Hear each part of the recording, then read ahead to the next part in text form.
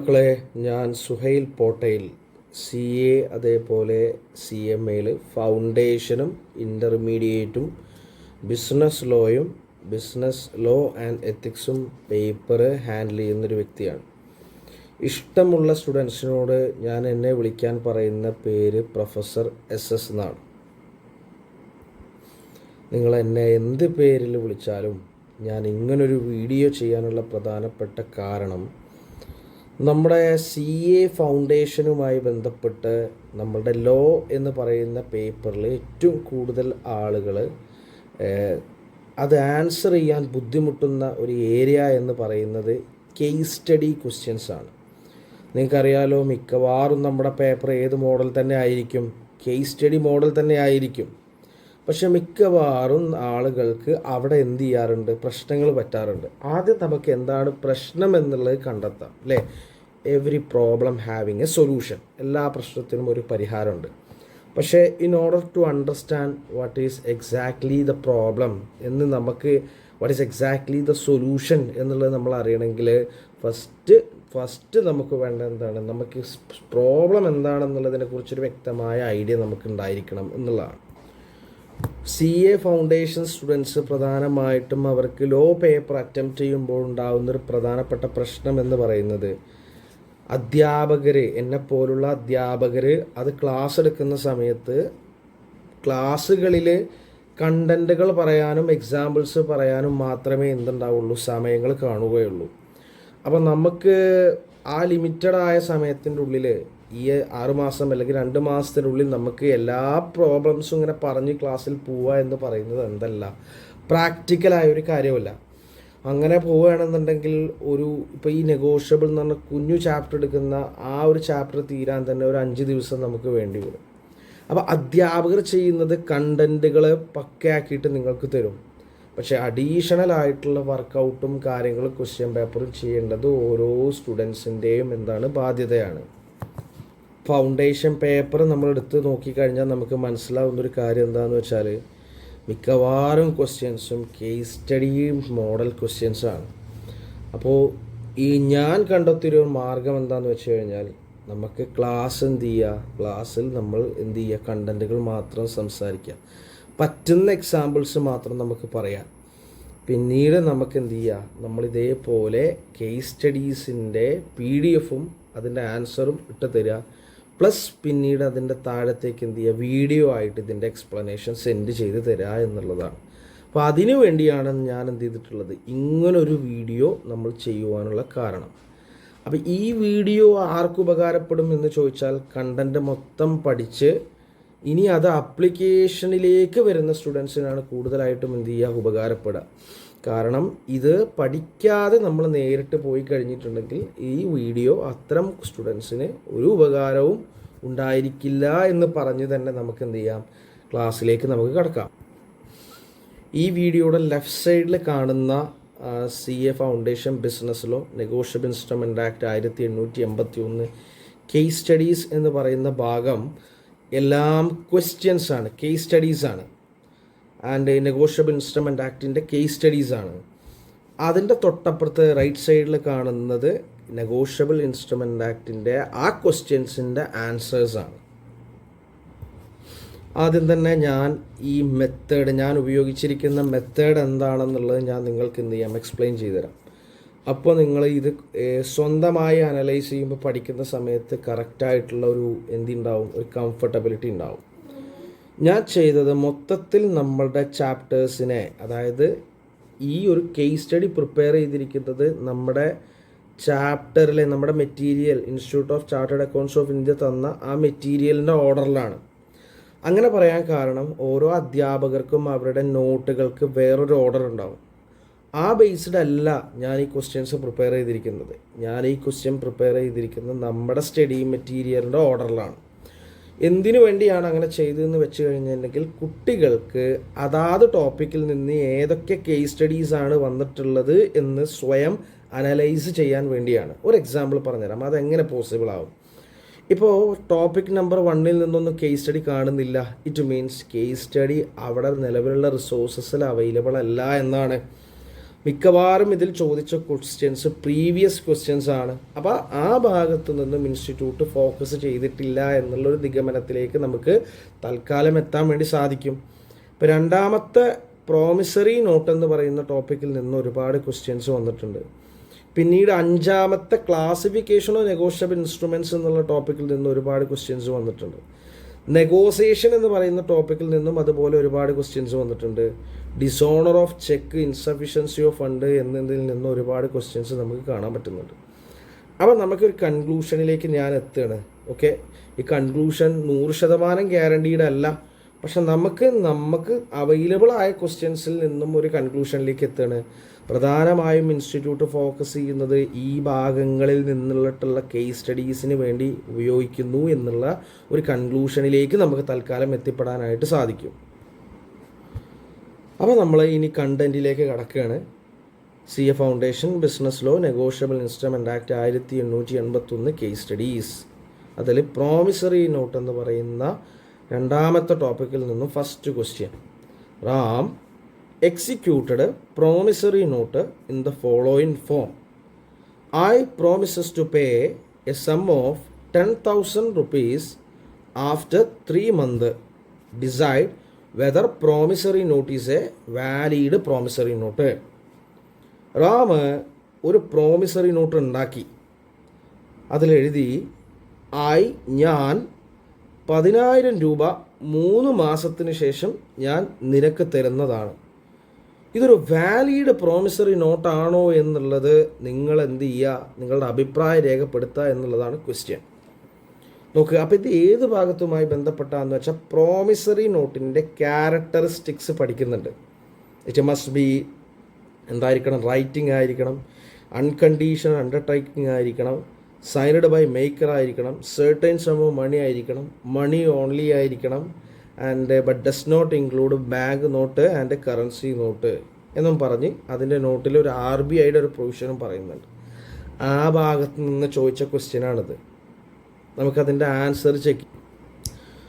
നമ്മൾ ഈ ഒരു ക്വസ്റ്റ്യൻസ് എടുക്കുമ്പോൾ promises to pay the sum of 10,000 എന്ന് പറയുമ്പോൾ എമൗണ്ട് ഓക്കെയാണ്, 10,000 or 15,000 എന്നൊന്നും കൊടുത്തിട്ടില്ല. പക്ഷെ ആഫ്റ്റർ 3 months ഓക്കെയാണ്. പക്ഷെ ഇവിടെ ഒരു കാര്യം എന്താ വെച്ചാൽ ഇവിടെ ആർക്കാണ് കൊടുക്കുന്നത് എന്ന് പറഞ്ഞിട്ടില്ല. Promises to pay 10,000 after 3 months to professor SS എന്ന് എഴുതിയിരുന്നുവെങ്കിൽ അത് വാലിഡ് പ്രോമിസറി നോട്ട് ആയേനെ. നോക്ക്, നമ്മൾ ഇൻസ്ട്രുമെൻറ്റിനെ ബേസിക്കലി രണ്ടായി ഡിവൈഡ് ചെയ്യും. ഒന്ന് ഓർഡർ ഇൻസ്ട്രുമെൻ്റ് എന്നും രണ്ട് ബെയറർ ഇൻസ്ട്രുമെൻ്റ് എന്നും വിളിക്കും. ഓർഡർ ഇൻസ്ട്രുമെൻ്റ് എന്ന് പറഞ്ഞാൽ പെയ്യുടെ പേര് അതിൽ എഴുതിയിട്ടുണ്ട്, ഏത് വ്യക്തിക്കാണ് കൊടുക്കുന്നത് അയാളുടെ പേര് അതിൽ എഴുതിയിട്ടുണ്ടെങ്കിൽ അതിനെ ഓർഡർ ഇൻസ്ട്രുമെൻ്റ് എന്ന് വിളിക്കും. പെയ്യുടെ പേര് അതിൽ എഴുതിയിട്ടില്ല എങ്കിൽ അതിനെ ബെയറർ ഇൻസ്ട്രുമെൻ്റ് എന്ന് വിളിക്കും.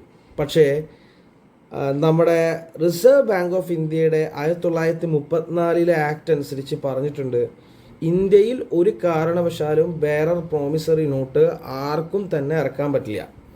ബെയറർ എന്തിറക്കാം, ഓർഡർ പ്രോമിസറി നോട്ട് ഇറക്കാം, ഓർഡറും അതുപോലെ തന്നെ ബെയററുമായ ബിൽ ഓഫ് എക്സ്ചേഞ്ച് ഇറക്കാം, ഓർഡറും അതുപോലെ തന്നെ ബെയററുമായ ചെക്ക് ഇറക്കാം. പക്ഷെ ബെയറർ പ്രോമിസറി നോട്ട് എന്ന് പറയുന്നത് എന്താണ്, അത് RBIക്ക് മാത്രം റിസർവ്ഡ് ആണ്. നമ്മൾ ക്ലാസ്സിൽ ഞാൻ പറഞ്ഞു തന്നിട്ടുണ്ട്, നോട്ടൊക്കെ എടുത്ത് പറഞ്ഞു തന്നിട്ടുണ്ട്, ഇത് പ്രോമിസറി നോട്ടാണ് എന്ത് നമ്മളുടെ കയ്യിലുള്ള സാധാരണ മണി എന്ന് പറയുന്നത് എന്ന് ഞാൻ പറഞ്ഞിരുന്നു. അപ്പോൾ ഈ കേസിൽ promises to pay the sum of 10,000 rupees എന്ന് പറയുമ്പോൾ ഓട്ടോമാറ്റിക്കലി നമുക്ക് മനസ്സിലാക്കാം ഇതൊരു ബെയറർ പ്രോമിസറി നോട്ടാണ്. ബെയറർ പ്രോമിസറി നോട്ട് ഇറക്കാൻ ഇന്ത്യയിൽ ആർക്കും തന്നെ പറ്റിയിട്ടില്ല എങ്കിൽ അത് RBIക്ക് റിസർവ്ഡ് ആണെങ്കിൽ ഇവൻ ചെയ്തിരിക്കുന്ന പ്രോമിസറി നോട്ട് വാലിഡ് ആണോ എന്ന് ചോദിച്ചാൽ അല്ല, അത് ഇൻവാലിഡ് ആണ് അല്ലെങ്കിൽ ഇല്ലീഗലാണ്. ഇനി നമുക്കതിൻ്റെ ആൻസർ ഒന്ന് വായിക്കാം. Promissory note is a unconditional promise ആയിരിക്കണം, റൈറ്റിംഗ് ആയിരിക്കണം. എബോ ക്വസ്റ്റ്യനിൽ എമൗണ്ട് സെർട്ടൈൻ ആണ്, ഡേറ്റും പേയിങ്ങും എന്താണ് മിസ്സിംഗ് ആണ്. This making it a bearer instrument. ഇതൊരു ബെയറർ ഇൻസ്ട്രുമെൻ്റ് ആണ്. As per reserve bank of India 1934 promissory note cannot be made payable to bearer. ബെയററിൽ ഇറക്കാൻ പറ്റില്ല. വെദർ ഓൺ ഡിമാൻഡ് ആയാലും സെർട്ടൈൻ ഡേ ആയാലും. ഹെൻസ് അതുകൊണ്ട് തന്നെ ഇൻസ്ട്രുമെൻ്റ് എന്താണ്, ഇല്ലീഗലാണ്. എന്തുകൊണ്ട്? As per the reserve bank of India act 1934 and cannot be legally enforceable. ഇത് നിയമപ്രകാരം നമുക്ക് എന്ത് ചെയ്യാൻ പറ്റില്ല, കേസ് കൊടുക്കാൻ പറ്റുന്ന ഒരു കാര്യമല്ല എന്നാണ് പറഞ്ഞത്. Question number 2. Are the following instrument signed by Mr. Honest is a valid promissory note? Give the reason. താഴെ കൊടുത്തിരിക്കുന്ന questions promissory note, valid promissory not ആണോ എന്ന് നിങ്ങളോട് ചോദിക്കാൻ പറഞ്ഞിട്ടുണ്ട്. അല്ലെങ്കിൽ ആണെങ്കിൽ ഗീവ് ദ റീസൺ, അതിൻ്റെ റീസൺ കൊടുക്കാൻ പറഞ്ഞിട്ടുണ്ട്. Point number 1. I promises to pay the D son 10,000 rupees for the value received. D has a 2 sons. അപ്പോൾ നമുക്ക് ഒരാൾ പ്രോമിസറി നോട്ട് കൊടുക്കുകയാണ്, ഡിയുടെ മകന് 10,000 രൂപ തരാം എന്ന് പറഞ്ഞിട്ടുണ്ട്. പക്ഷെ പ്രശ്നം എന്താണെന്നറിയോ, ആദ്യത്തേതിൽ നിങ്ങൾക്ക് പറയാം പ്രോമിസറി നോട്ട് മസ്റ്റ് ബി എന്തായിരിക്കണം, സെർട്ടൈൻ ആയിരിക്കണം. ഡിക്ക് 2 മക്കളുണ്ടെന്ന് പറയുമ്പോൾ ഏത് മക്കളാണ് എന്നുള്ളത് അവിടെ കൺഫ്യൂസിങ് ആണ്, അൺസെർട്ടൈൻ ആണ്. അതുകൊണ്ട് ഒന്നാമത്തെ കേസിൽ ഇത് വാലിഡ് പ്രോമിസറി നോട്ട് അല്ല എന്നുള്ള കൺക്ലൂഷനിലേക്ക് നമുക്ക് എത്താം. വായിച്ചു നോക്കാം. ആദ്യം എന്ത് കൊടുത്തു? പ്രോമിസറി നോട്ടിൻ്റെ മീനിങ് കൊടുത്തു. Promissory note is an instrument in writing containing and conditional undertaking signed by maker to pay certain sum of money എന്ന് ഫസ്റ്റ് കൊടുത്തു. എന്നിട്ട് അതുമായി ബന്ധപ്പെട്ട് കേസിനെ മാറ്റണം കേട്ടോ. This is not a valid promissory note. Dick 2 മക്കളുണ്ട്, അതുകൊണ്ട് പ്രോമിസറി നോട്ട് എന്തല്ല, സെർട്ടൈൻ അല്ല എന്ന് അവിടെ പറയുന്നു. Question number B. I promises to pay 5,000 on demand my convenience. എൻ്റെ കൺവീനിയൻസ് അനുസരിച്ച് നിനക്ക് ഞാൻ 5,000 രൂപ തരും എന്ന് പറയുമ്പോൾ ശ്രദ്ധിച്ചാൽ മനസ്സിലാവും അതിൽ പെയ്യുടെ പേരില്ല. പെയ്യുടെ പേരില്ലെങ്കിൽ അത് ബെയറർ ഇൻസ്ട്രുമെൻ്റ് ആണ് എന്നുള്ളത് എനിക്കറിയാം. രണ്ടാമത്തെ കേസ് ഇത് ഓൺ ഡിമാൻഡ് മൈ കൺവീനിയൻസ് എന്ന് പറയുന്നത് എൻ്റെ കൺവീനിയൻസിനനുസരിച്ച് എന്ന് പറയുമ്പോൾ അതൊരു കണ്ടീഷൻ വെച്ചതുകൂടെ ആയില്ലേ. അതുകൊണ്ട് 2 കണ്ടീഷൻ, പ്രോമിസറി നോട്ടിലെ പ്രധാനപ്പെട്ട 2 കണ്ടീഷൻസ് അവിടെ എന്തായി, അവിടെ സാറ്റിസ്ഫൈ ചെയ്തില്ല. ഒന്ന് it is a unconditional undertaking ആണ്. രണ്ടാമത്തെ കേസ് എന്താണ്, ഇത് ബെയറർ പ്രോമിസറി നോട്ടാണ്. 2ൻ്റെ കേസായാലും എടുത്തു കഴിഞ്ഞിട്ടുണ്ടെങ്കിൽ 2 പ്രകാരവും ഇത് വാലിഡ് പ്രോമിസറി നോട്ടായി പരിഗണിക്കാൻ പറ്റില്ല. മൂന്നാമത് C. Who is a competent authority to issue the promissory note payable to bearer? And നിങ്ങളെ ആരാണ് ബെയറർ പ്രോമിസറി നോട്ട് ഇറക്കാൻ ഇന്ത്യയിൽ ഉത്തരവാദിത്തപ്പെട്ട വ്യക്തി? നമ്മൾ പറഞ്ഞതാണ് പ്രോമിസറി നോട്ട് ഒരാൾക്കും ബെയറായിട്ട് ഇറക്കാൻ പറ്റില്ല. കാരണം അത് റിസർവ് ബാങ്ക് ഓഫ് ഇന്ത്യക്ക് എന്ത് ചെയ്തിട്ടുള്ളതാണ്, റിസർവ് ചെയ്യപ്പെട്ടിട്ടുള്ള ഒരു സാധനമാണ്. Question number 3. Mister X promises by the way of promissory note to pay Mr. Y his partner a sum of 10,000 in the event of later retirement from partnership firm. Decide giving reason for your answer whether promissory note is a valid promissory note.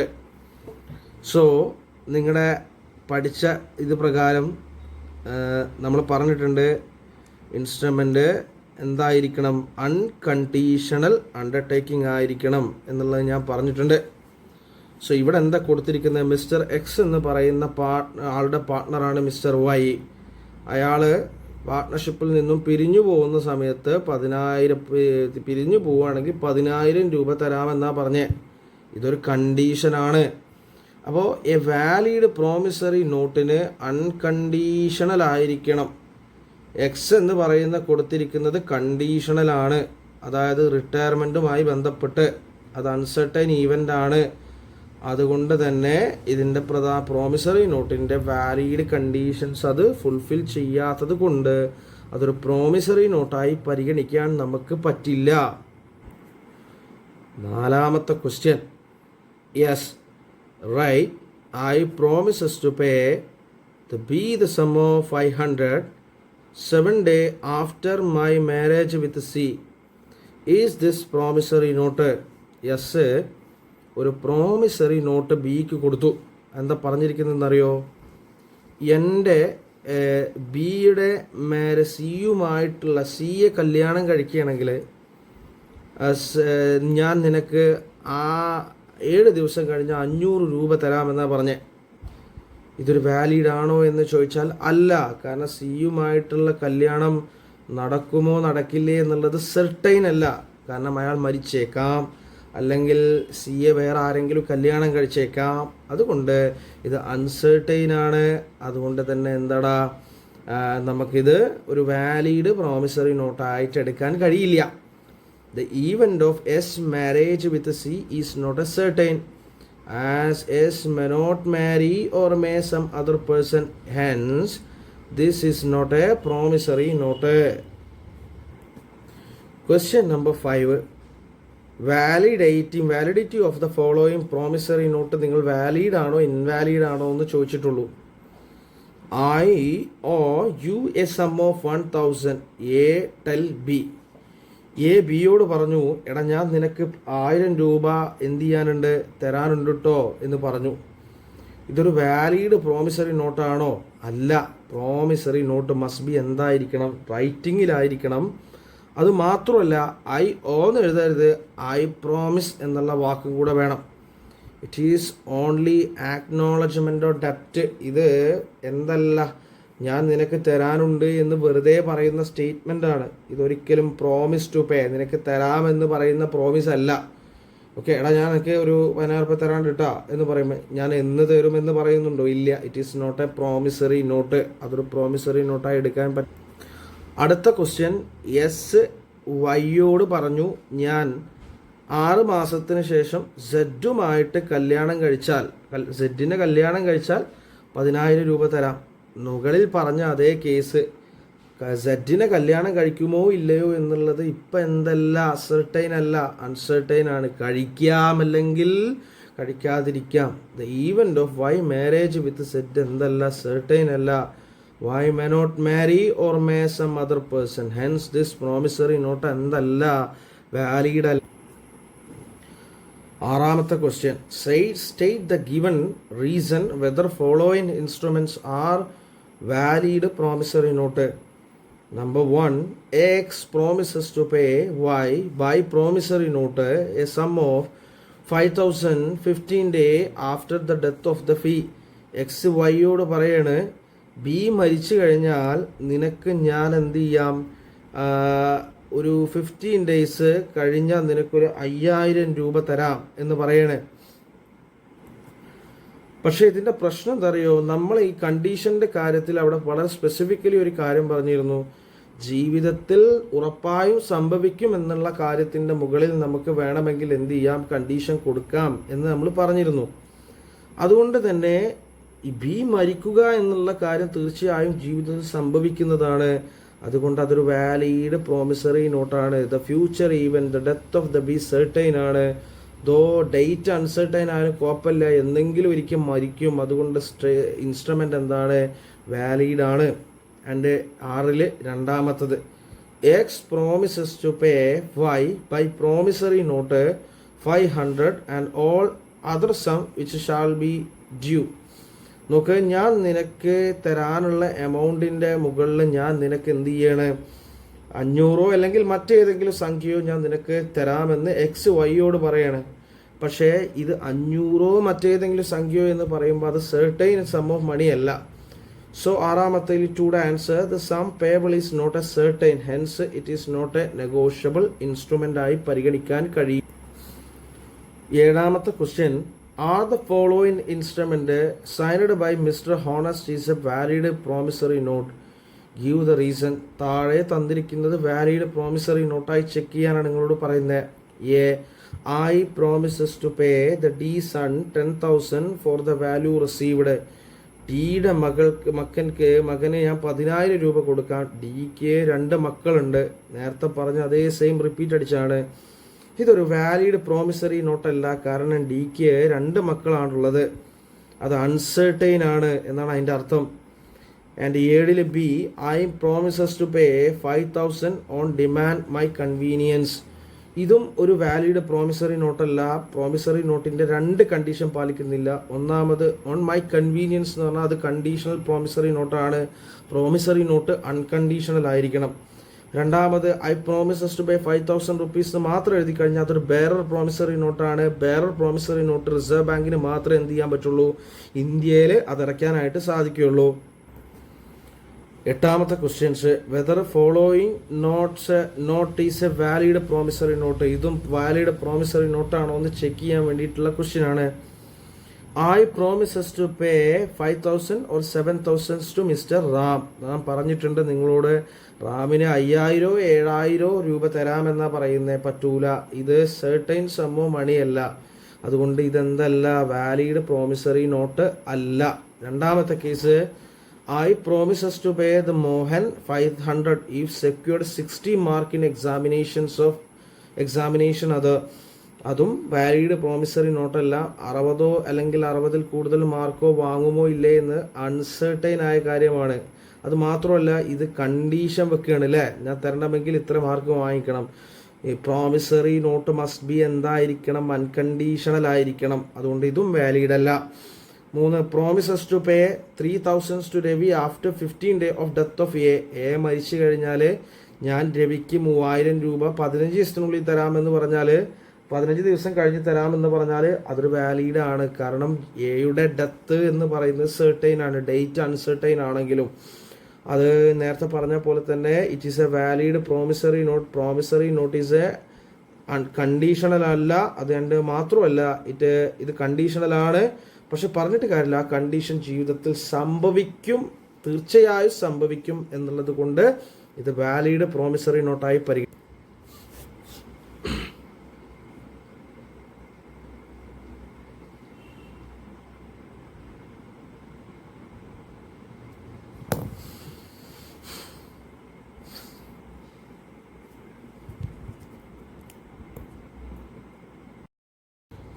അടുത്ത topic classifications of negotiable instrument എന്നുള്ള ഭാഗത്തു നിന്നാണ്.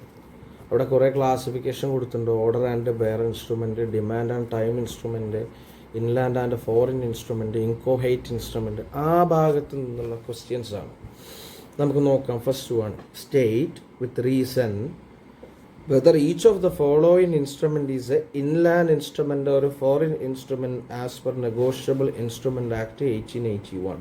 അതിൻ്റെ അർത്ഥം, താഴെ തന്നിരിക്കുന്ന കേസുകൾ നോക്കിയിട്ട് അത് ഇൻലാൻഡ് ഇൻസ്ട്രുമെൻ്റ് ആണോ ഫോറിൻ ഇൻസ്ട്രുമെൻ്റ് ആണോ എന്ന് തരംതിരിക്കാനാണ് നമ്മളോട് പറഞ്ഞിട്ടുള്ളത്. നമുക്കറിയാം എന്താണ് ഇൻലാൻഡ് ഇൻസ്ട്രുമെൻ്റ് എന്നുള്ള കാര്യം നമുക്കറിയാം. ഇന്ത്യയിൽ ഡ്രോ ചെയ്യുകയോ അല്ലെങ്കിൽ ഇന്ത്യയിൽ ഡ്രോ ചെയ്ത് ഇന്ത്യയിൽ തന്നെ കൊടുക്കുകയോ, അത് വിദേശിയാവാം ഏത് വ്യക്തിയും ആവാം, ഇന്ത്യയിൽ ഡ്രോ ചെയ്ത് ഇന്ത്യയിൽ തന്നെ കൊടുക്കുകയോ അല്ലെങ്കിൽ ഇന്ത്യയിൽ ഡ്രോ ചെയ്ത് ഇന്ത്യക്കാരനായ ഒരു വ്യക്തിയുടെ മുകളിലാണ് ഡ്രോ ചെയ്യുന്നതെങ്കിൽ അതെന്ത് ഇൻസ്ട്രുമെൻ്റാണ്? ഈ രണ്ടിൽ ഏതെങ്കിലും ഒരു കണ്ടീഷൻ പാലിച്ചാൽ അത് ഇന്ത്യൻ ഇൻസ്ട്രുമെൻ്റ് ആണ്. 2 കണ്ടീഷനും പാലിച്ചിട്ടില്ല എങ്കിൽ അത് ഫോറിൻ ഇൻസ്ട്രുമെൻ്റ് ആണ് എന്ന് നമ്മൾ മുന്നേ പഠിച്ചിട്ടുണ്ട്. ഇനി അത് വെച്ച് നമുക്ക് ഇത് ഓരോന്നും ഇൻലാൻഡ് ആണോ അതോ ഫോറിൻ ആണോ എന്നുള്ളത് നമുക്ക് ഡിസ്കസ് ചെയ്യാം. Ram draw the bill of exchange in Delhi. ഡൽഹിയിലാണ് ഡ്രോ ചെയ്തത്. Upon the Shyam resident of Jaipur. ജയ്പൂറുള്ള റെസിഡൻ്റായ ശ്യാമിൻ്റെ മുകളിലാണ് എന്ത് ചെയ്തിട്ടുള്ളത് accepted to be payable in Thailand. തായ്ലൻഡിൽ തരാമെന്നാണ് പറഞ്ഞിട്ടുള്ളത് after 90 days of acceptance. First condition എന്താ? ഇന്ത്യയിൽ ഡ്രോ ചെയ്യുക എന്നുള്ളതാണ്. അത് കറക്റ്റാണ്, ഡൽഹിയിലാണ് ഡ്രോ ചെയ്തത്. ഇന്ത്യയിൽ കൊടുക്കുക എന്നുള്ളതാണ്, അത് തെറ്റിപ്പോയി, അത് തായ്ലൻഡാണ്. പക്ഷെ ഇനി രണ്ടാമത്തെ കണ്ടീഷൻ നോക്കുക, ഇന്ത്യയിലാണ് ഡ്രോ ചെയ്തത്, ഡൽഹിയിൽ. ഏത് റെസിഡൻറ്റിൻ്റെ മുകളിലാണ്? ജയ്പൂർ റെസിഡൻ്റാണ്. അതെന്താണ്? ഇന്ത്യൻ റെസിഡൻ്റാണ്. അപ്പോൾ രണ്ടാമത്തെ കണ്ടീഷൻ പ്രകാരം അത് എന്ത് ഇൻസ്ട്രുമെൻ്റ് ആണ്? ഫസ്റ്റ് കേസിൽ ഇൻലാൻഡ് ഇൻസ്ട്രുമെൻ്റ് ആണെന്നുള്ള നിഗമനത്തിലേക്ക് നമുക്ക് എത്താം. ഇൻലാൻഡ് എന്ന വാക്കിൻ്റെ അർത്ഥം ഇന്ത്യൻ ഇൻസ്ട്രുമെൻ്റ് എന്നാണ്. Case number 2, Ramesh draw a bill of exchange in Mumbai. മുംബൈയിലാണ് ഡ്രോ ചെയ്തത്. സുരേഷ് റെസിഡൻ്റ് ഓഫ് ഓസ്ട്രേലിയയിലെ റെസിഡൻ്റ് ആണ്. എവിടെ കൊടുക്കാമെന്നാ പറഞ്ഞത്? ചെന്നൈയിൽ കൊടുക്കാമെന്നാ പറഞ്ഞത്. അപ്പോൾ ഇന്ത്യയിൽ തന്നെ ഡ്രോ ചെയ്തു. എവിടെ തന്നെ കൊടുത്തു? ഇന്ത്യയിൽ തന്നെ, ചെന്നൈയിൽ തന്നെ കൊടുത്തു. അപ്പോൾ ഒന്നാമത്തെ കണ്ടീഷൻ സാറ്റിസ്ഫൈ ചെയ്തുകൊണ്ട് തന്നെ അത് ഇന്ത്യൻ ഇൻസ്ട്രുമെൻ്റ് ആണ് എന്ന കൺക്ലൂഷനിലേക്ക് നമുക്ക് എത്താം. Ajay draw bill of exchange California. അപ്പോൾ ഇന്ത്യയിൽ ഡ്രോ ചെയ്ത് ഇന്ത്യയിൽ കൊടുക്കണം. ഇന്ത്യയിൽ ഡ്രോ ചെയ്യുന്നതിൻ്റെ തലപ്പ് പോയി. കാലിഫോർണിയ എന്ന് പറഞ്ഞാൽ out of India. Next one ഇന്ത്യയിൽ ഡ്രോ ചെയ്ത് ഇന്ത്യക്കാരനായ റെസിഡൻറ്റിൻ്റെ മോൾ കൊടുക്കണം. ഇന്ത്യയിൽ അവിടെയും ഇന്ത്യയിൽ ഡ്രോ ചെയ്തിട്ടില്ല. രണ്ട് കണ്ടീഷനും അത് സാറ്റിസ്ഫൈ ചെയ്യാത്തത് കൊണ്ട് നമുക്കിത് എന്താണ്, ഫോറിൻ ഇൻസ്ട്രുമെൻ്റ് ആണെന്ന് നമുക്ക് പറയാം. Mukesh draw bill of exchange in Lucknow. Dinesh resident of ചൈനയാണ്. എവിടെ തന്നെ, ചൈനയിൽ തന്നെ. അപ്പോൾ രണ്ടിൻ്റെയും അപ്പുറത്തെ തലപ്പം പോയി അല്ലേ. ഇന്ത്യയിൽ ഡ്രോ ചെയ്ത് ഇന്ത്യയിൽ കൊടുത്തിട്ടില്ല, ചൈനയിലെ കൊടുത്ത്. ഇന്ത്യയിൽ ഡ്രോ ചെയ്ത് ഇന്ത്യക്കാരനായ റെസിഡൻറ്റിനല്ല കൊടുത്തിട്ടുള്ളത്. ആൻഡ് അതുകൊണ്ട് തന്നെ അത് എന്ത് ഇൻസ്ട്രുമെൻ്റ് ആണ്, നമുക്ക് ഫോറിൻ ഇൻസ്ട്രുമെൻ്റ് ആണ് എന്നുള്ള ഇതിലേക്ക് നമുക്ക് കൺക്ലൂഷനിലേക്ക് എത്താം. Question number 2. അമിത് സൈൻ ചെയ്തു. എന്ത്, അമിത് ഒരു ഇൻസ്ട്രുമെൻ്റ് സൈൻ ചെയ്തിട്ട് അതിലൊരു സ്റ്റാമ്പ് ഒട്ടിച്ചിട്ട് സുമിത്തിന് കൊടുത്തു. ഇതിൽ നിന്നും വളരെ കൃത്യമാണ് ഇത് ഇൻകോഹൈറ്റ് ഇൻസ്ട്രുമെൻ്റ് ആണ് അല്ലേ. ഇൻകോഹൈറ്റ് എന്ന വാക്കിൻ്റെ അർത്ഥം ഇൻകംപ്ലീറ്റ് എന്താണ്, സ്റ്റാമ്പ് മാത്രം ഒട്ടിച്ച് പേരെഴുതിയിട്ട് എമൗണ്ട് എഴുതാതെ കൊടുക്കുകയോ സ്റ്റാമ്പ് ഒട്ടിച്ചിട്ട് പേരും എമൗണ്ട് എഴുതാതെ കൊടുക്കുകയോ ചെയ്യുന്നതിനെ വിളിക്കുന്ന പേരാണ് എന്ത്, ഇൻകോഹൈറ്റ് ഇൻസ്ട്രുമെൻ്റ് എന്ന് വിളിക്കുന്നത്. എന്നിട്ട് അതിൽ എന്ത് ചെയ്യാൻ പറഞ്ഞു, 500 രൂപ എഴുതാനാണ് ഓൻ ആവശ്യപ്പെട്ടത്. പക്ഷേ സുമിത്ത് എന്ത് ചെയ്തു എന്നറിയാം. നമിത്ത് എന്ന് പറയുന്ന ആൾക്ക് ഒരു 2000 ഉറുപ്പ്യ കൊടുക്കാണ്ടായിരുന്നു. ഓൻ അതിൽ 2000 ഉറുപ്പ്യ എഴുതിയിട്ട് എന്ത് ചെയ്തു, ആർക്ക് കൊടുത്തു, നമിത്തിന് കൊടുത്തു. നമിത്ത് എന്ന് പറയുന്ന ആൾ ഇക്കാര്യങ്ങളൊന്നും അറിയില്ല, ഗുഡ് ഫെയ്ത്ത് ആണ്. അതിൻ്റെ അർത്ഥം ഹോൾഡർ ഇൻ ഡ്യൂ കോഴ്സ് ആണ്. ഇത് നിങ്ങൾ എന്ത് ചെയ്യണം, നമിത്തിന് അതിൽ നിന്ന് 2000 രൂപ എടുക്കാൻ പറ്റുമോ എന്നുള്ളത് നിങ്ങൾ ഡിഫെൻഡ് ചെയ്യണം. അതാണ് നിങ്ങളുടെ കേസ്.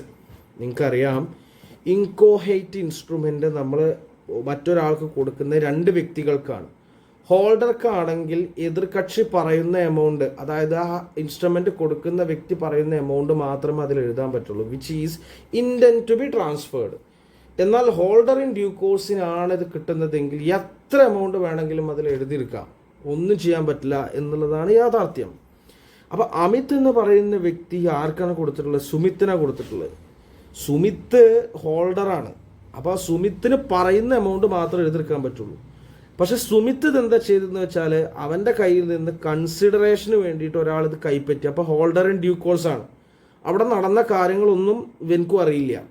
അപ്പോൾ അയാളുടെ കയ്യിൽ നിന്ന് എന്ത് ചെയ്തു, ഇത് കൈപ്പറ്റി. അയാളതിൽ 2000 രൂപ എന്ന് എഴുതിയിട്ടുണ്ടെങ്കിൽ അയാൾക്ക് എന്ത് ചെയ്യാൻ പറ്റും, അതിൽ നിന്നും ആ എമൗണ്ട് റിക്കവർ ചെയ്യാൻ പറ്റും. ആർക്ക്, നമിത്തിന്. റീസൺ എന്താ, കാരണം ഇത് കൺസിഡറേഷനാണ് വാങ്ങുന്നത്, ഇവിടെ നടന്നത് ഒന്നും അറിയില്ല. പക്ഷെ കണ്ടീഷൻ എന്താണെന്ന് വെച്ചാൽ, ഓൻ എഴുതുന്ന എമൗണ്ട് സ്റ്റാമ്പ് ആൻഡ് ഡ്യൂട്ടി ആക്ടിൽ പറഞ്ഞ എമൗണ്ടിനേക്കാൾ കൂടുതൽ എഴുതി കഴിഞ്ഞാൽ ആ നെഗോഷ്യബിൾ ഇൻസ്ട്രുമെൻറ്റ് ഇൻവാലിഡ് ആയിട്ട് മാറും. അപ്പോൾ എന്താണ് സ്റ്റാമ്പ് ആൻഡ് ഡ്യൂട്ടി ആക്ട് എന്ന് ഇൻകോഹൈറ്റിൽ പഠിച്ചിട്ടുണ്ടാവും നിങ്ങൾ. സ്റ്റാമ്പ് ഒട്ടിച്ച് കഴിഞ്ഞാൽ സ്റ്റാമ്പ് ആൻഡ് ഡ്യൂട്ടി ആക്ടിൽ പറഞ്ഞ എമൗണ്ടിനേക്കാൾ കൂടുതൽ എമൗണ്ടാണ് എഴുതിയതെങ്കിൽ പിന്നെ എന്ത് ചെയ്യില്ല, അത് ചെക്ക് ഇൻവാലിഡ് ആകില്ല എന്നുള്ളതാണ്. വായിച്ചു നോക്കാം. എന്താണ് ഇൻകോഹൈറ്റ് ഇൻസ്ട്രുമെൻ്റ് എന്നുള്ളതിൻ്റെ ഡെഫിനിഷൻ ഫസ്റ്റ് പറയുന്നു, സെക്ഷൻ 20. എന്നിട്ട് പ്രസൻറ്റ് കേസിൽ നമിത്ത് എന്ത് ചെയ്തിട്ടുണ്ട്, നമിത്തിൻ്റെ കേസ് വാലിഡാണ്. കാരണം നമിത്ത് എന്താണ്, ഹോൾഡർ ഇൻ ഡ്യൂ കോഴ്സ് ആണ്. There is a valid considerations ഉണ്ട്. അതുകൊണ്ട് തന്നെ അറിയാതെയാണ് ഒബ്റ്റെയിൻ ചെയ്യുന്നത്. അദ്ദേഹത്തിന് എന്ത് ചെയ്യാം, ഇത് മെച്യൂരിറ്റിയിൽ പ്രസൻറ്റ് ചെയ്യാം. എമൗണ്ട് മസ്റ്റ് ബി എന്ത് ചെയ്യാൻ പറ്റും. പക്ഷേ കണ്ടീഷൻ എന്താ, ഈ 2000 എന്ന് പറയുന്ന എമൗണ്ട് സ്റ്റാമ്പ് ആൻഡ് ഡ്യൂട്ടി ആക്ടിൽ പറഞ്ഞതിൻ്റെ എമൗണ്ടിൻ്റെ ഉള്ളിലാവണം. ആൻഡ് ഇനി കൺക്ലൂഷൻ എന്ന് പറയണത്, ഇനി അതർ പാർട്ടി ആയിട്ടുള്ള നമ്മുടെ അമിത് എന്ത് ചെയ്യണം, ക്ലെയിം ചെയ്യണം നമിത്ത് എന്തല്ല, ഹോൾഡർ ഇൻ ഡ്യൂ കോഴ്സ് അല്ല എന്ന് പ്രൂവ് ചെയ്യണം കോടതിയിൽ. അത് ബുദ്ധിമുട്ടായിരിക്കും തെളിവുള്ളതുകൊണ്ട്. പക്ഷേ അങ്ങനെ ചെയ്താൽ മാത്രമേ ഇനി ആ എമൗണ്ട് ആർക്ക് കൊടുക്കാതിരിക്കാൻ പറ്റൂ, അമിത്തിന് കൊടുക്കാതിരിക്കാനായിട്ട് സാധിക്കൂ. ഈ ഇൻകോഹൈറ്റ് ഇൻസ്ട്രുമെൻ്റ് കുറച്ച് റിസ്കി ആയിട്ടുള്ള ഇൻസ്ട്രുമെൻ്റ് ആണെന്ന് നമുക്ക് മനസ്സിലാക്കാൻ പറ്റും. കറക്റ്റ് അല്ലേ? ഇനി മൂന്നാമത്തെ കേസ് നമുക്ക് ചെക്ക് ചെയ്യാം. എ എന്ന് പറയുന്ന ആൾ ബി എന്ന് പറയുന്ന ആൾക്ക് കുറച്ച് എമൗണ്ട് കൊടുക്കാനുണ്ട്. എക്ക് അത് എത്രയാണെന്ന് അറിയില്ല, കുറച്ച് സമയം വേണം. അതിൻ്റെ ഉള്ളിൽ എന്ത് ചെയ്യും, ഡീറ്റെയിൽസ് എടുത്ത് നമ്മൾ സെറ്റാക്കും. എന്നിട്ട് ഒരു ഇൻകോഹൈറ്റ് ഇൻസ്ട്രുമെൻ്റ് കൊടുത്തു, ഒരു സ്റ്റാമ്പ്ഡ് ഇൻസ്ട്രുമെൻ്റ് കൊടുത്തു. എന്നിട്ട് ഞാൻ പറയുന്ന സമയത്ത് അതിൽ എന്ത് ചെയ്താൽ മതി, ഫില്ലപ്പ് ചെയ്താൽ മതി എന്ന് പറഞ്ഞു. അപ്പോൾ ബിയുടെ പേര് അതിൽ എഴുതിയിട്ടുണ്ടായിരിക്കും. അപ്പോൾ ബി അതിൻ്റെ ഹോൾഡർ ആയിരിക്കും അല്ലേ. പക്ഷെ ബി എന്താ ചെയ്തെന്നറിയോ, ബി ഈ എമൗണ്ട് കിട്ടിയപ്പോൾ അദ്ദേഹം എന്ത് ചെയ്തു, അദ്ദേഹം സി എന്ന് പറയുന്ന ആൾക്ക് കുറച്ച് എമൗണ്ട് കൊടുക്കാണ്ടായിരുന്നു. അയാൾ എന്ത് ചെയ്തു, കുറച്ച് എമൗണ്ട് എഴുതിയിട്ട് സിക്ക് കൊടുത്തു. സി എന്ന് പറയുന്ന ഒന്നും അറിയാതെ കൺസിഡറേഷന് വേണ്ടി ചെക്ക് ഒബ്റ്റെയിൻ ചെയ്തു. നെഗോഷ്യബിൾ ഇൻസ്ട്രുമെൻ്റ് ആക്ട് പ്രകാരം സിയുടെ റൈറ്റ് എന്താണെന്നുള്ളത് നിങ്ങളോട് ഡിസ്ക്രൈബ് ചെയ്യാനാണ് പറഞ്ഞത്. രണ്ടാമത്തെ കേസിൻ്റെ അതേ കേസ് സ്റ്റഡി തന്നെയാണ് ഇവിടെയും വന്നിട്ടുള്ളത്. എ എന്ന് പറയുന്ന ആൾ എന്താണ്, ആക്ച്വലി ബി എന്ന് പറയുന്ന ആൾ ഹോൾഡറാണ്. ആൻഡ് ഹോൾഡർക്ക് അയാൾ പറയുന്ന എമൗണ്ട് മാത്രമേ അതിൽ എഴുതാൻ പറ്റുള്ളൂ. പക്ഷേ ഇയാൾ എന്ത് ചെയ്തു, സി എന്ന് പറയുന്ന ആൾ ഹോൾഡർ ഇൻ ഡ്യൂ കോഴ്സ് ആണ്. അയാൾക്ക് എത്ര എമൗണ്ട് വേണമെങ്കിലും എഴുതാം. പക്ഷേ സ്റ്റാമ്പ് ആൻഡ് ഡ്യൂട്ടി ആക്ടിൽ പറഞ്ഞ എമൗണ്ടിൻ്റെ അപ്പുറത്തേക്ക് എഴുതി കഴിഞ്ഞാൽ എന്ത് ചെയ്യില്ല, അത് റിക്കവർ ചെയ്യാൻ കഴിയില്ല. പക്ഷെ ഒരു കാര്യമുണ്ട്, ഇനിയിപ്പോൾ നേരത്തെ മുന്നത്തെ കേസിൽ പറഞ്ഞ പോലെ തന്നെ എ തെളിയിക്കണം ആര്, സി എന്ന് പറയുന്ന ആൾ ഹോൾഡർ ഇൻ ഡ്യൂ കോഴ്സ് അല്ല എന്നുള്ളത്. അതെന്തായിരിക്കും, കുറച്ച് റിസ്കി ആയിട്ടുള്ള പരിപാടിയായിരിക്കും. ഇനി അടുത്ത കേസ്, നാലാമത്തെ കേസ് നമ്മൾ പറഞ്ഞ ഒന്നാമത്തെ കേസ് തന്നെയാണ്. അത് എക്സാമിന് 2 തവണ റിപ്പീറ്റ് അടിച്ചിട്ടുണ്ട്. അതാണ് ഇതിൽ വരുവാനുള്ള കാരണം. ഓക്കെ അല്ലേ? അപ്പോൾ അത് ബൈ മിസ്റ്റേക്കിലി വന്നതാണ്. അത് നിങ്ങൾ എന്ത് ചെയ്യുക, നോട്ടിൽ നോക്കിയാൽ നിങ്ങൾക്ക് മനസ്സിലാവുന്ന കേസാണ്. ആറാമത്തെ കണ്ടന്റിലേക്ക് വരികയാണ്. Negotiation of the negotiable instrument എന്ന് പറയുന്ന ടോപ്പിലേക്ക് വരികയാണ്. ഒന്നാമത്തെ ടോപ്പിക്ക്, റാം എന്ന് പറയുന്ന ആൾ 1,00,000 രൂപയുടെ ചെക്ക് എന്ത് ചെയ്തു, അദ്ദേഹം ഒരു ബെയറർ ചെക്ക് ഉണ്ടാക്കി, പേരെഴുതാതൊരു ചെക്ക് ഉണ്ടാക്കി. റാം കുറച്ച് കാലം അത് കയ്യിൽ വെച്ചു. എന്നതിന് ശേഷം അത് ഗിഫ്റ്റായിട്ട് ആർക്ക് കൊടുത്തു, ശ്യാമിൻ്റെ ബർത്തിലേക്ക് കൊടുത്തു. ഷാമിന് വാലിഡ് ടൈറ്റിൽ കിട്ടുമോ ഇല്ലേ എന്നുള്ളത് നെഗോഷ്യബിൾ ഇൻസ്ട്രുമെൻ്റ് ആക്ടിൻ്റെ പ്രൊവിഷൻ ഉപയോഗിച്ചിട്ട് പറയാനാണ് നിങ്ങളോട് പറഞ്ഞിട്ടുള്ളത്. ഞാനവിടെ പറഞ്ഞ് നെഗോസിയേഷൻ സംഭവിക്കുന്നത് ഓർഡർ ഇൻസ്ട്രുമെൻ്റ് ആണെങ്കിൽ എൻഡോഴ്സ്മെൻറ്റ് പ്ലസ് ഡെലിവറി വേണം. ബെയർ ഇൻസ്ട്രുമെൻ്റ് ആണെങ്കിൽ ജസ്റ്റ് ഡെലിവറി മതി. അപ്പോൾ ഇവിടെ ഇത് ബെയർ ഇൻസ്ട്രുമെൻ്റ് ആണ്. ആൻഡ് റാം കൊടുത്താൽ മതി. ആൻഡ് ഷ്യാമിന് ഗുഡ് ടൈറ്റിൽ കിട്ടും. നെഗോസിയേഷൻ നടന്നോ ഇല്ലേ എന്നുള്ളതാണ്. അവിടെ കൺസിഡറേഷൻ ആണോ ഗിഫ്റ്റഡ് ചെക്കാണോ എന്നുള്ളത് എന്തല്ല, അവിടെ മെറ്റീരിയൽ ഫാക്റ്റ് അല്ല, അല്ലേ? അപ്പോൾ bearer instrument where the name of the payee is a blank എഴുതിയിട്ടില്ല, അല്ലെങ്കിൽ ലാസ്റ്റ് എൻഡോഴ്സ്മെൻ്റ് എന്ന് പറയുന്നത് ബ്ലാങ്ക് ആണെങ്കിൽ അതിനെ ബെയർ ഇൻസ്ട്രുമെൻ്റ് എന്ന് വിളിക്കും. അത് എന്ത് ചെയ്താൽ മതി, മിയർ ഡെലിവറി ഉപയോഗിച്ച് ചെയ്താൽ മതി. ആൻഡ് 1 lakh കൊടുത്തു. ഇതെന്താണ്, അദ്ദേഹം നെഗോഷിയേറ്റ് ചെയ്ത് കഴിഞ്ഞു. അതുകൊണ്ട് തന്നെ ഇദ്ദേഹത്തിന് എന്ത് ടൈറ്റിൽ കിട്ടും, വാലിഡ് ടൈറ്റിൽ കിട്ടും എന്നാണ് ആൻസറിൽ പറഞ്ഞിട്ടുള്ളത്. Understand me? Question number 2. M ഒരു ചെക്ക് 2 ലക്ഷത്തിൻ്റെ ചെക്ക് ഉണ്ടാക്കിയിട്ട് എന്നിന് കൊടുത്തു. ആൻഡ് അപ്പോൾ തീർച്ചയായും അത് ഓർഡർ ഇൻസ്ട്രുമെൻ്റ് ആയിരിക്കും, കാരണം എന്നിൻ്റെ പേരുണ്ടായിരിക്കും അവിടെ. ഇത് കിട്ടിയതിന് ശേഷം ഇത് വേറൊരാൾക്ക് പിക്ക് പൈസ കൊടുക്കാണ്ട്, അപ്പോൾ അത് എൻഡോസ് ചെയ്തു. പി എന്ന് എഴുതി, ബാക്കിൽ എൻഡോസിലിട്ട് പി എന്ന് എഴുതി. കുറച്ച് കഴിഞ്ഞപ്പോൾ ആര് മരിച്ചുപോയി, മരിച്ചുപോയി. പിന്നീട് പിക്ക് അണ്ടർസ്റ്റാൻഡ് ചെയ്യാൻ പറ്റിയത് എൻ്റെ കയ്യിൽ അത് ലോക്കറിൽ സേഫായിട്ട് അത് അവിടെ ഉണ്ട് എന്നുള്ളതാണ്. നെഗോഷിയേറ്റ് ചെയ്തു എന്ന് പറ്റാൽ ഇല്ല, കാരണം ഓർഡർ ഇൻസ്ട്രുമെൻ്റ് എൻഡോസ് ചെയ്യണമെന്നുണ്ടെങ്കിൽ മീൻസ് നെഗോഷിയേറ്റ് ചെയ്യണമെങ്കിൽ 2 കാര്യങ്ങൾ നടക്കണം. ജസ്റ്റ് ഡെലിവറി മാത്രം പോരാ, എൻഡോസ് ചെയ്യണം, പ്ലസ് അത് അയാൾക്ക് കൊടുക്കുകയും വേണം. എൻഡോസ് ചെയ്തു പക്ഷെ അത് അയാൾക്ക് കൊടുത്തിട്ടില്ല. അതുകൊണ്ട് ഇത് എന്തല്ല, ഇതൊരു വാലിഡ്, അതിൻ്റെ ടൈറ്റിൽ എന്ത് ചെയ്തിട്ടില്ല, പാസ് ചെയ്തിട്ട് ഇല്ല. നെക്സ്റ്റ് വരുന്നൊരു ക്വസ്റ്റ്യൻ, മൂന്നാമത്തെ ക്വസ്റ്റ്യൻ, ബിക്ക് കുറച്ച് എമൗണ്ട് കൊടുക്കാണ്ട്.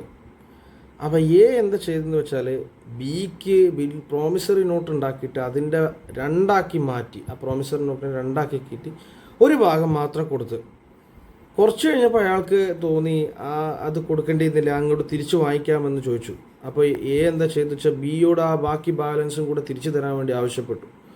പക്ഷെ ബി അത് കൂട്ടാക്കിയില്ല. ബി എന്ത് ചെയ്തു എന്ന് വെച്ചാൽ എയോട് ആ ബാക്കി ഫുൾ ബാലൻസ് തരാൻ പറഞ്ഞു. അപ്പോൾ ബിയുടെ ഇവിടെ ഓരോരുത്തരുടെ പാർട്ടീസിൻ്റെ റൈറ്റ് എന്താണെന്നുള്ള എക്സ്പ്ലെയിൻ ചെയ്യാനാണ് പറഞ്ഞത്. നോക്കൂ, പ്രോമിസറി നോട്ട് എന്ന് പറയുന്നത് സാധനം എന്ത് ചെയ്യണം, ഡെലിവറി ചെയ്യണം, അല്ലേ? രണ്ടായാലും ഓർഡർ ഇൻസ്ട്രുമെൻ്റ് ആയാലും അല്ലെങ്കിൽ ബെയർ ഇൻസ്ട്രുമെൻ്റ് ആയാലും സംഭവം ഡെലിവറി നടക്കണം. അപ്പോൾ ഡെലിവറി നടന്നാലാണ് രണ്ടിലും കംപ്ലീറ്റഡ് ആയി എന്ന് നമുക്ക് പറയുന്നു. ആൻഡ് ഡെലിവറി എന്ന് പറയുന്നത് ആക്ച്വൽ ആവാം, കൺസ്ട്രക്റ്റീവ് ആവാം.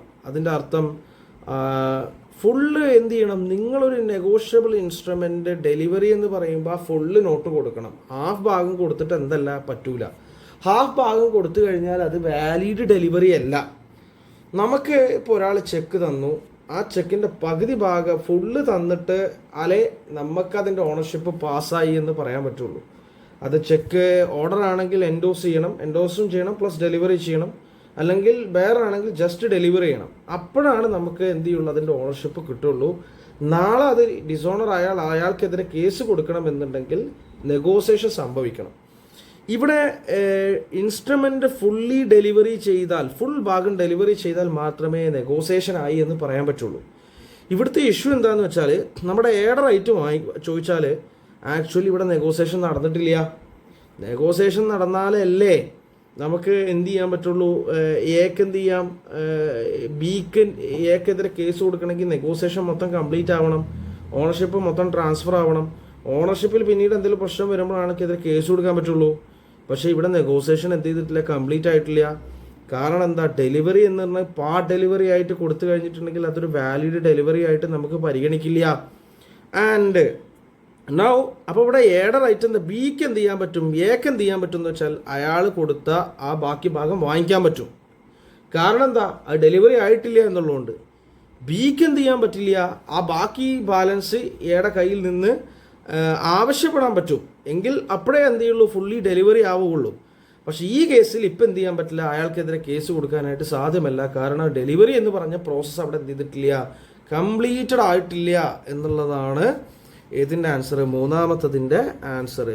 അപ്പോൾ ചുരുക്കി പറഞ്ഞാൽ, കൺക്ലൂഷൻ പറഞ്ഞാൽ, ഒരു പ്രോമിസറി നോട്ടോ ബിൽ ഓഫ് എക്സ്ചേഞ്ചോ ചെക്കോ മുഴുവനായി കൊടുക്കുമ്പോഴാണ് എതിർകക്ഷി അതിൻ്റെ ഓണറായിട്ട് മാറുക. ഓണറായിട്ട് മാറിക്കഴിഞ്ഞാൽ പിന്നീട് അതിന് എന്തെങ്കിലും സംഭവിക്കുമ്പോഴാണ് എക്കെതിരെ എന്ത് ചെയ്യാൻ പറ്റുള്ളൂ, കേസ് കൊടുക്കാൻ പറ്റുള്ളൂ. ഈ കേസിൽ പകുതി കൊടുത്തു എന്നുള്ളത് കൊണ്ട് എന്ത് ചെയ്തിട്ടില്ല, നെഗോസിയേഷൻ നടന്നിട്ടില്ല. എക്ക് അത് തിരിച്ചു വാങ്ങിക്കാം. ബിക്ക് ഒറ്റ കാര്യം ആവശ്യപ്പെടാൻ പറ്റുള്ളൂ, നിങ്ങൾ ആ ബാക്കി ഭാഗം തരൂ എന്ന് റിക്വസ്റ്റ് ചെയ്യാം. പക്ഷെ തന്നിട്ടില്ല എന്നുള്ളത് കൊണ്ട് നമുക്ക് എന്ത് ചെയ്യാൻ പറ്റില്ല, അയാൾക്കെതിരെ കേസ് കൊടുക്കാൻ പറ്റില്ല. ഇങ്ങോട്ട് തരാനുള്ള എമൗണ്ടിന് അയാളോട് പുതിയ എന്തെങ്കിലും നെഗോഷ്യബിൾ ഇൻസ്ട്രുമെൻസോ പൈസയോ ആവശ്യപ്പെടാനുള്ള അവകാശം ആർക്കുണ്ട്, ബിക്ക് ഉണ്ട് എന്നുള്ളതാണ് ഈ കേസിൻ്റെ. നാലാമത്തവും തൊട്ട് മുന്നേ പറഞ്ഞ അതേ സെയിം മോഡൽ ക്വസ്റ്റ്യൻ തന്നെയാണ്. തൊട്ട് മുന്നത്തെ അർജുൻ ഒരു ചെക്ക് 20,000 രൂപ ബബുലുവിൻ്റെ പേരിലുണ്ടാക്കി. ബബുലു അത് എന്ത് ചെയ്തു, വേറൊരു വ്യക്തിയുടെ പേരിലേക്ക് എൻഡോസ് ചെയ്തു. രഹൻ ഷാ എന്ന് പറയുന്ന ആളുടെ പേരിലേക്ക് എൻഡോസ് ചെയ്തു. ആൻഡ് അയാൾ അത് ഡെലിവറി ചെയ്തില്ല. അതിന് മുന്നേ തന്നെ അയാൾ മരിച്ചു. പിന്നെ രഹൻ ഷാ കണ്ടെത്തി അത് അയാളുടെ ടേബിളിലുണ്ട് എന്നുള്ളത്. അയാൾക്ക് ആ ചെക്ക് റിക്കവർ ചെയ്യാൻ പറ്റുമോ എന്നുള്ളതാണ് ചോദ്യം. പറ്റൂല. കാരണം അത് എന്ത് ചെക്കാണ്, ഓർഡർ ചെക്കാണ്. കാരണം അതിൽ ബബുലു എന്ന് എഴുതിയിട്ടുണ്ടായിരിക്കും. സോ ബബുലുവിൻ്റെ പേര് അതിൽ എഴുതിയിട്ടുള്ളത് ഓർഡർ ചെക്ക് ആയതുകൊണ്ട് തന്നെ അതിൽ എൻഡോഴ്സ്മെൻറ്റും നടക്കണം, ഡെലിവറി നടക്കണം. ആ ഡെലിവറി നടക്കുന്നതിൻ്റെ മുന്നേ അർജുൻ മരിച്ചു പോയിട്ടുണ്ട്. അതുകൊണ്ട് ഇതൊരു ആക്ച്വലി എന്തായി മാറിയിട്ടില്ല, നെഗോസിയേഷൻ ആയിട്ട് മാറിയിട്ടില്ല. ചെക്ക് റിക്കവർ ചെയ്യാൻ കഴിയില്ല. നെക്സ്റ്റ് കേസ്, അഞ്ചാമത്തെ കേസ് തൊട്ട് മുന്നേ തന്നെ പറഞ്ഞ കേസ് തന്നെയാണ്. അത് റിപ്പീറ്റ് അടിച്ചു എന്നുള്ളൂ. റാമിൻ്റെ ഡ്രോ ദ ചെക്ക് രണ്ടാമത്തവും അഞ്ചാമത്തവും സെയിമാണ്. അത് റിപ്പീറ്റേഷൻ വന്നു എന്നുള്ളൂ. ആൻഡ് നെക്സ്റ്റ് ടോപ്പിക്കിലേക്ക് പോവുകയാണ്, ഏഴാമത്തെ ടോപ്പിക്കിലേക്ക് പോവുകയാണ്. Dishonour of cheque for the insufficiency of fund in the accounts of section 132 to 142 എന്ന് പറയുന്ന ഏരിയ. ക്വസ്റ്റ്യൻ, വി എന്ന് പറയുന്ന ആൾ ഡബ്ല്യു എന്ന് പറയുന്ന ആൾക്ക് ഒരു 10,000 രൂപ ഗിഫ്റ്റ് കൊടുക്കാൻ വേണ്ടി ഒരു ചെക്ക് ഉണ്ടാക്കി.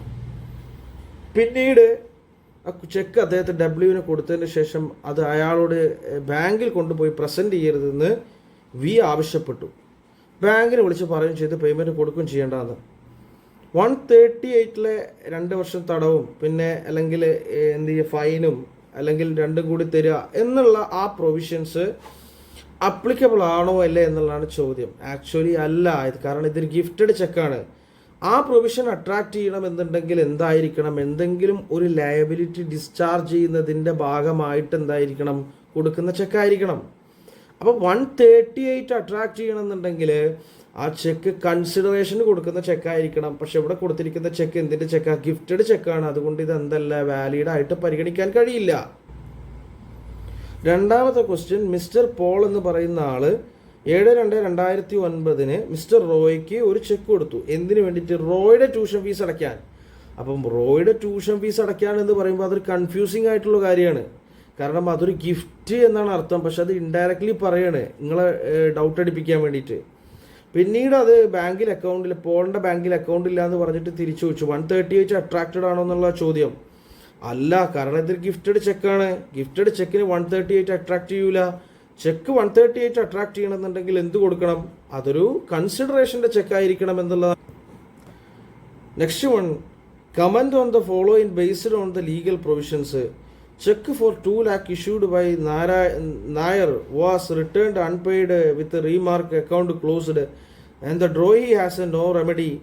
ചെക്ക് എന്ത് ചെയ്തു? നായർ ഇഷ്യൂ ചെയ്തിട്ട് അദ്ദേഹം വേറൊരാൾക്ക് കൊടുത്തു. ആൻഡ് അതെന്തായി മാറി? അക്കൗണ്ട് ക്ലോസ് ചെയ്തെന്ന് പറഞ്ഞ് ബാങ്ക് ഇത് തിരിച്ചയച്ചു എന്ന് വിചാരിക്കുക. ഡിസോണറായി. അദ്ദേഹത്തിന് എന്തെങ്കിലും ഇതുണ്ടോ എന്നുള്ളതാണ് ചോദ്യം. നമ്മൾ പഠിച്ചിട്ടുണ്ട് 138 അട്രാക്ട് ചെയ്യണമെന്നുണ്ടെങ്കിൽ എന്ത് ചെയ്യണം? കുറച്ച് കണ്ടീഷൻ പാലിക്കണം. ഒന്നാമത് വിത്തിൻ 30 ഡേയ്സിൻ്റെ ഉള്ളിൽ അയാൾക്ക് നോട്ടീസ് അയക്കണം.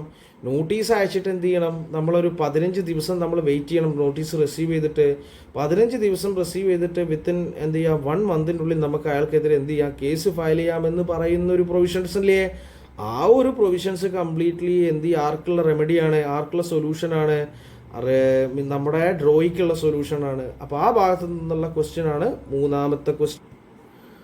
നാലാമത്തെ ക്വസ്റ്റ്യൻ, സെക്സേന എന്ന് പറയുന്ന ആള് അയാൾ മൽഹോത്ര സെക്സേനയുടെ കയ്യിൽ നിന്ന് ഫർണിച്ചർ പർച്ചേസ് ചെയ്തതിൻ്റെ പകരമായിട്ട് 10,000 രൂപയുടെ ചെക്ക് കിട്ടി. ആൻഡ് മൽഹോത്ര എന്ത് ചെയ്തെന്ന് വെച്ചാൽ 13/11/10 അയാളുടെ ബാങ്ക് അക്കൗണ്ട് ക്ലോസ് ചെയ്തു.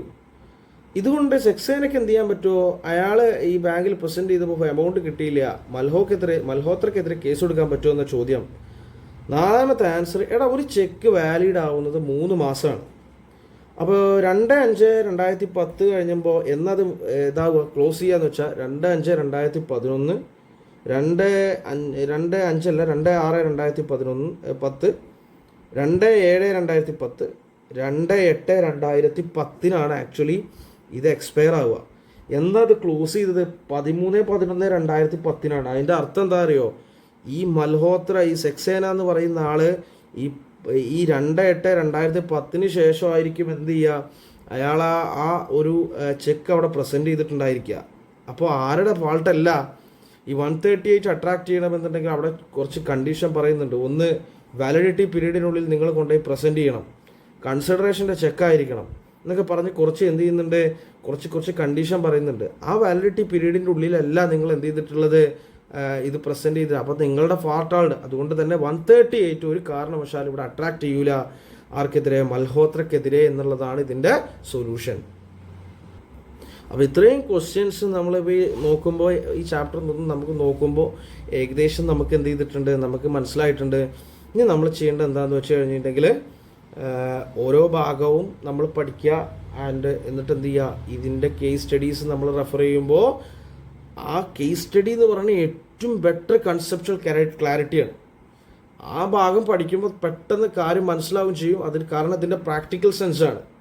അപ്പോൾ കൂടുതൽ കേസ് സ്റ്റഡീസ് ഇതിന് പുറമെ നിങ്ങൾക്ക് എവിടെന്നെങ്കിലും സംഘടിപ്പിക്കാൻ പറ്റുമെങ്കിൽ അതൊക്കെ ചെയ്ത് സെറ്റാക്കി വെച്ചാൽ ഐ ഗ്യാരണ്ടി യു നിങ്ങളുടെ law examination will be very comfortable. Okay, don't worry.